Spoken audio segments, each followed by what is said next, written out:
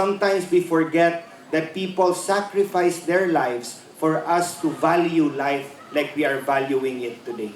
Paghinumdum sa sakripisyo sa mga veteranong sundalo sa Sugbo ni adtong World War II. Mao kini ang gipalanog nga mensahe ni Talisay City Mayor Samsam Gulyas atol sa gipahigayon nga ika-80 nga takas sa Talisay Landing Monument, barangay poblasyon sa Dakbayan sa Talisay karong Miyerkules, Marso 26. Ang takas sa Talisay tinuig nga pagtimaan sa gibiling legasiya o sakripisyo sa mga veteranong sundalo sa Sugbo nga nakipagkumbati ni adtong World War II.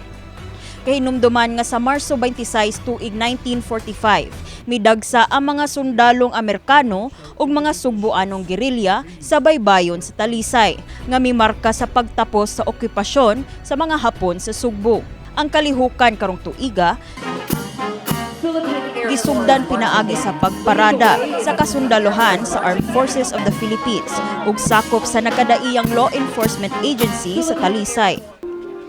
Lakip sab nga sentro sa pagtimaan sa takas mao ang paghatag og buwak sa mga veteranong sundalo isip pagpasalamat sa ilang sakripisyo ug gisundan kini sa usa ka mabulokong unity dance. The painful lessons of war befit all of us in the community of nations to work for peace and development. We will never forget that we endured a war for the sake of the future. Mibutyag ang mga Consul General sa Japan ug Estados Unidos sa ilang paningkamot alang sa kahiusahan sa mga nasud ug sa pagsiguro nga dili na mahitabo pag-usab ang mga panhitabo kaniadto. Despite the hardships and treachery of the war, the three nations made a choice of reconciliation and has been repeated here today also.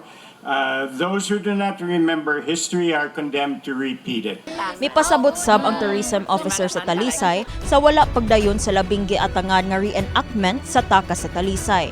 Yes, we are allies with the Japanese and we are good allies with the Americans as well. So we focus on our common goals of unity, and then we are trying to do our best nga mapakita nato unsa ang pinaka mga maayong qualities sa the three different nations. So gipahimug-atan sab sa mayor sa Talisay ang kamahinungdanon sa pag-edukar sa mga bag-ong henerasyon sa kasaysayan sa Talisay Landing.